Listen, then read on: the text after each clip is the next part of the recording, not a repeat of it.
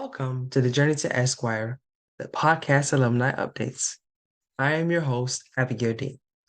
In this series, we take a walk down memory lane as we reconnect with the remarkable alumni of the Journey to Esquire Scholarship and Leadership Program. Join me as we embark on a journey to discover where are they now?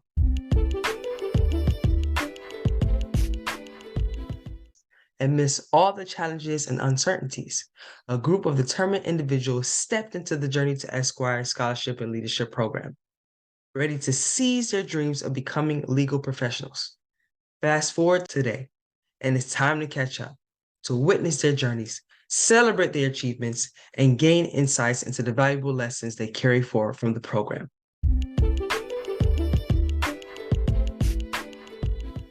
So, what's in store for this podcast series? Well, get ready to be inspired, intrigued, and enlightened. In each episode, I'll be sitting down with a remarkable alumnus or alumni, the trailblazers who embarked on their journeys to become legal professionals. We'll dive into their experiences, challenges, and triumphs, and explore how their participation in the Journey to Esquire program has played a pivotal role in shaping their paths. We'll reminisce about the highlights, uncover the pivotal moments, and get an inside look into their lives today. From courtroom victories to personal growth, from mentorship to forging lasting connections, these alumni have stories that resonate with all of us. Through their tales, we gain a greater understanding of the impact of education, scholarship, and leadership on their journeys.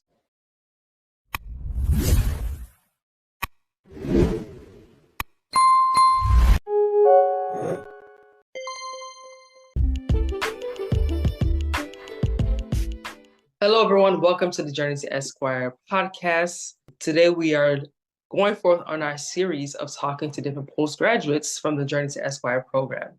And today, we have the privilege of welcoming Breyon Love. Now, I know Breyon Love from law school. We went to law school at Stetson University College of Law. And so I've known him from that time. And I'm so glad for this opportunity to interview you. How are you doing? I'm doing well. Thanks so much for having me, Abigail. And yes, it's been a long time since we were 1Ls and we started out, and it's awesome to see that we're out practicing and doing our own thing now. But thank you so much for having me. Absolutely, absolutely. So what was your graduation year for Journey to Esquire? Do you remember? Yes, so it was the class of 2020, 2021. Can never forget that year because it was, during the COVID endemic. Is that what they say? I think that's what they call it. Since graduating from the Journey to Esquire program in law school, how has your legal career evolved? It's been going very well. So after Journey to Esquire in law school at Stetson, I actually studied for the Georgia bar, not the Florida bar. Georgia is home for me. I always kind of had an idea of going back home to be closer to family. And so I got an opportunity to do a clerkship. I'm a staff attorney now for DeKalb County Superior Court Judge Tangela Barrie, who's also on the board of overseers for Stetson Law. So I've been doing that for 2 years now, and it's been an amazing opportunity. Now I actually just accepted an offer to be a defense attorney, medical malpractice at Huff Powell and Bailey here in Atlanta. Okay. Congratulations. That's Thank so you. good. So can you tell us about some of the key milestones that you've practiced? Before we go into that, how long have you practiced so far? It's been 2 years now. Oh. Yeah, I believe, it'll be 2 years.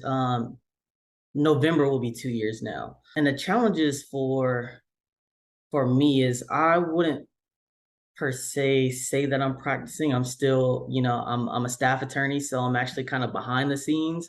But it's been an amazing opportunity to kind of learn and experience the court. So I'm in court every week, every other week. And the Superior Court here in Georgia is, I think it will be comparable to the district court in Florida. So it's the exclusive kind of trial court for the state. Yeah, and so we have all of the felony crimes. We do all the domestic kind of cases. We have a wide variety of civil matters. So property disputes, contract disputes, personal injury, a lot of those different kind kind of issues. So I've had an amazing opportunity to watch great attorneys, bad attorneys, different types of trials. And I was telling a friend over the weekend, I've probably seen 45 jury trials in the last Mhm. 2 years. Wow, that's a unique experience. It is. And drafting orders. So I've drafted all of the orders, that have kind of come in for the judge on various rulings over the last 2 years. And, just the experience to kind of write and the quantity has kind of given me those reps that I needed to kind of get really good at legal writing. So, I mean, hundreds of orders that I've had the opportunity to draft and kind of hone my skills. Yeah, that's good. That's good. So I know with staff attorney work, you were saying, well, it's you're getting exposed to many different laws, but is there an area that you ideally want to specialize in as you go along in your career? Yeah, so I think I like complex litigation. So the cases that I've enjoyed, that have come throughout our courtroom over the last 2 years have been kind of very complex matters. So I'm going into medical malpractice, which is complex as well. We've had a lot of big cases in the state involving, let's say, 8 parties, 15 different claims, and I just get a thrill from kind of putting all the puzzle pieces together, So that's what I've enjoyed the most. Were you exposed to that in law school, or was it something that you saw somewhere else that you kind of drew you to want to do complex litigation? Well, I wouldn't say that I had the opportunity to get exposed to it. At Stetson, I had the opportunity to kind of have complex classes. So I would say, like tax law can be complex. Business entities can be complex to some people. But I would say I did an externship in the bankruptcy court, federal bankruptcy court in middle Florida. And that was a great opportunity to kind of work with some complex matters. So Chapter 11 in bankruptcy is more like kind of reorganization of businesses versus Chapter 7 is you're selling everything, right? So the businesses in Chapter 11 can be very, very complex. And that was kind of my aha moment that, oh my gosh, like I love being in the courtroom and I enjoy working for a judge and being just kind of in chambers and being in the courtroom and meeting so many different people. And so that was kind of like my kind of opening of like, hey, I like this, but I wasn't sure which practice area I wanted to be in. So being in the Superior Court, I get to see a ton of different things. I like variety. Variety is good for me. Yeah, that's good because yeah, with that you do get exposed to that, and bankruptcy. Bankruptcy is a complex type of litigation. It I is. definitely learned that from law school. But what were some of the most valuable lessons or skills that you gained during your program at the Journey to Esquire program that you believe has had a significant impact on your career thus this far?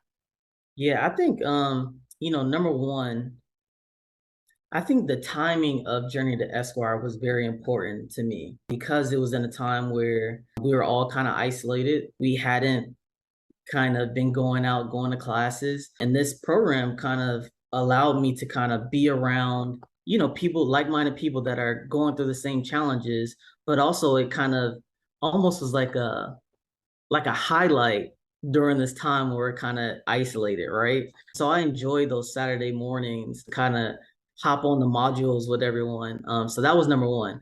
I really enjoyed quite a few of the modules. So for me, learning your why, right, and your purpose as an attorney, that was great for me. The bar prep was also great, and just having a coach kind of assigned. I had a district court judge, retired judge, as mine, so that was great to kind of connect and build that relationship throughout the time. And I utilized every kind of resource that came up. I took advantage of it. Right. So we had a module where it was going over your resume, right? Or coaching advice, right? About, kind of life coaching and what's next, what's your career, things like that. And every time there was an opportunity, like, hey, we're going to give you a free session, I did that. It just gave me an opportunity to kind of get a different view, different perspective from people that have done it before and paying it forward. That was something that was really instilled during the program. and I make sure I continue to do it, even though I'm not always in Florida and with the Stetson family. But there's so many people and students, that are like us that need help, and so I find myself probably every couple of months I'm talking to a new student or somebody that's getting ready for the bar, and I'm passing on those same tips that I've learned throughout a journey to Esquire. Yeah, I think that's what's so amazing about this program is because it touches on a lot of things that we didn't get in law school. Necessary, they're crucial skills to learn as you're practicing as an attorney. So it's beautiful that you are definitely passing those things forward to other students because you're able to give them somewhat of a head start in their journey of law school or journey of taking the bar. So yeah, but during your career, what are some of the notable challenges that you have experienced, and what are ways that you've overcome those challenges?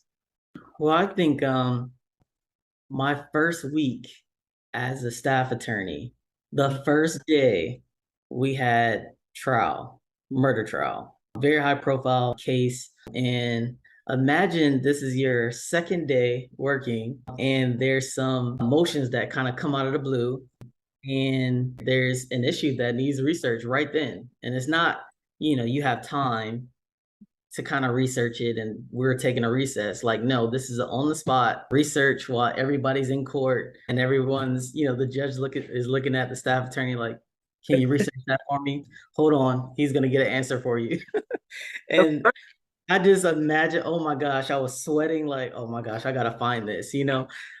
So just having the confidence, knowing that I'm competent, as an attorney, and I can be confident to get the job done and get it right. That was something, those are challenges, as I kind of grow as an attorney, right? So I haven't done, my own kind of depositions. I've sat in on hundreds of hearings and trials, but I'm going into this part of my journey where I'm going to be doing them on my own. Of course, with coaching and mentors and things like that, but that's the next challenge. So I think as we continue to grow as attorneys, there's always going to be challenges, right? But I think the Journey to Esquire program has the resources, but also instilled, that you can do it. There Yeah, are people before you that have done it. You have kind of done all these different kind of tough things throughout the program, done a presentation, in front of quite a few people. Like you can do a hearing, you can do a yeah, deposition, you know. yeah. That's definitely something that I definitely is a benefit of the Journey to Esquire program, and I also do credit Stetson as well for equipping us with the ability, or rather, just exposing us Yeah.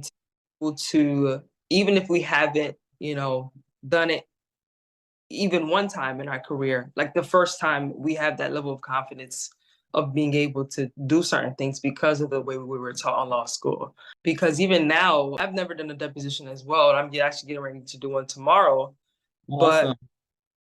yeah, because of my experience at Stetson and in the Journey to Esquire program, when they were basically, I literally had 2 days to prepare for it, and my boss was like, "Are you ready?" I was like, "Absolutely." I've never done a deposition in my life. I've watched them as well, the same way you Yeah. have. But because of that experience, because we were equipped so well, you develop that confidence that it's even if it's your first time, that you're gonna be all right. Yeah. But also, I mean, we have a network of attorneys that have done those things, Yeah, and so even if we don't know or we can't call somebody in our firm immediately, we have a network of attorneys that we can call on, and they've been so welcoming to, hey, yeah, I'll take some time with you, like, of course. And that's a huge benefit there. yeah. What you're speaking on is the importance of making connections, which is even speaking to being connected in programs like the Journey to Esquire program, where you're able to develop with different attorneys and who are in or law students because at the point of you're in the program, you're a law student, and so being able to connect with the law students who are going through what you're going through, but also attorneys in the program who are experienced. It's like all of these opportunities to make connections because, as you said, like when you start to practice, you're gonna need these individuals where you're like, hey, especially Black people. Just to be real, like that's the great thing I love about this training as well, is that it exposes you to other Black attorneys. And for me in particular, I'm more comfortable with going to Black attorneys or people who've gone through my experiences to be able to ask them questions concerning different things that I'm going on in my career. Mhm. So that's an opportunity that this program provides as well. Okay, so can you talk about work-life balance? That's a huge thing in the world of practice. Yes.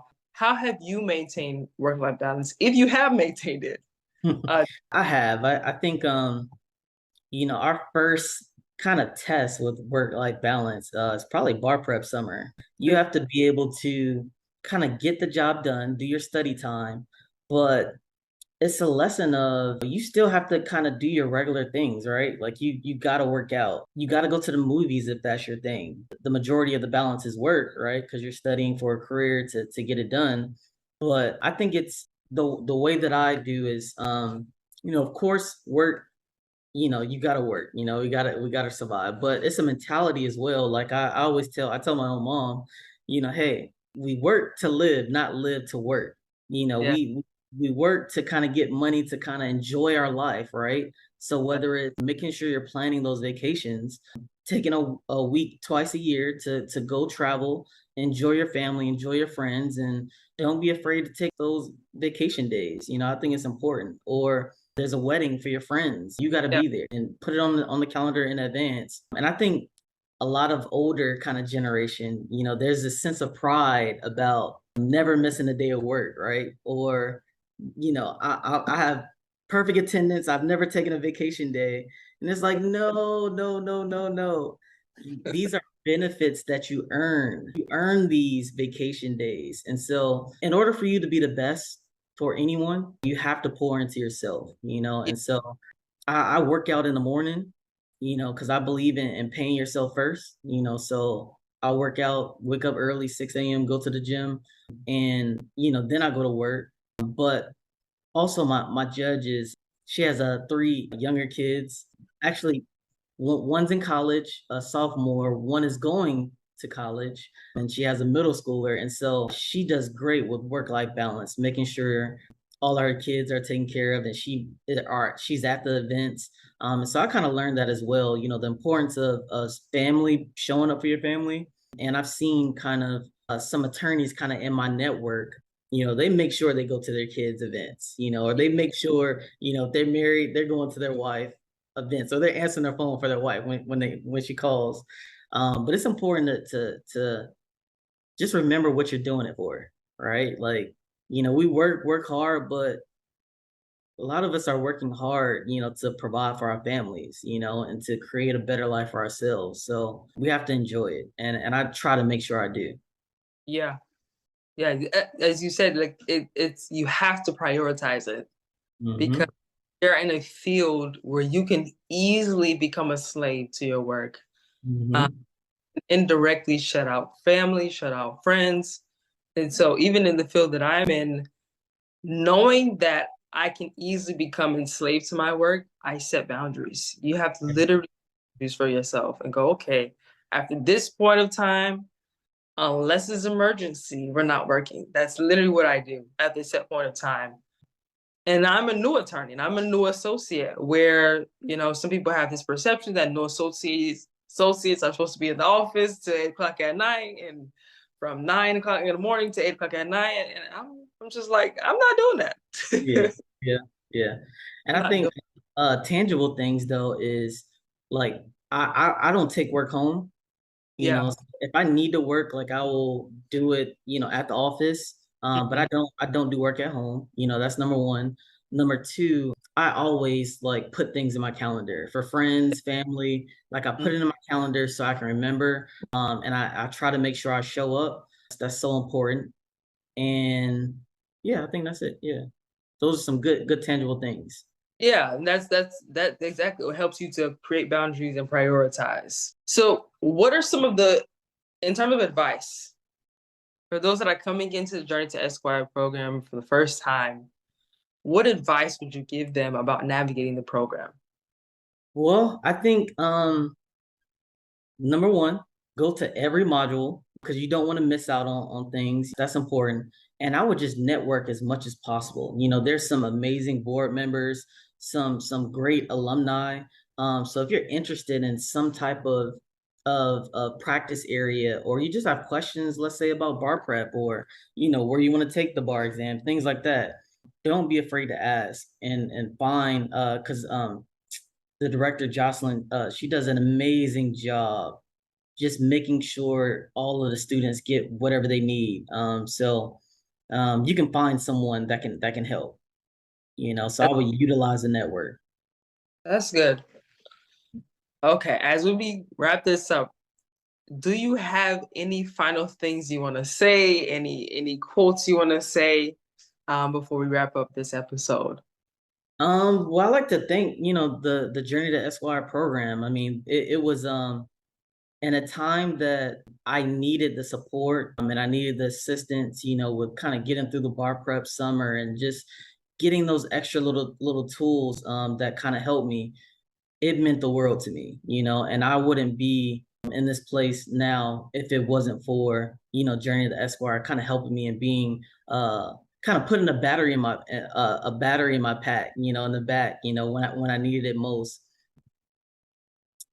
To students, that are 2Ls, 3Ls, you can do it. Whatever you're trying to do. I didn't think that I would work for a judge because I thought I was behind the ball and late, but it's crazy. An event that I went to as a 1L, I was invited to kind of come and go to a dinner.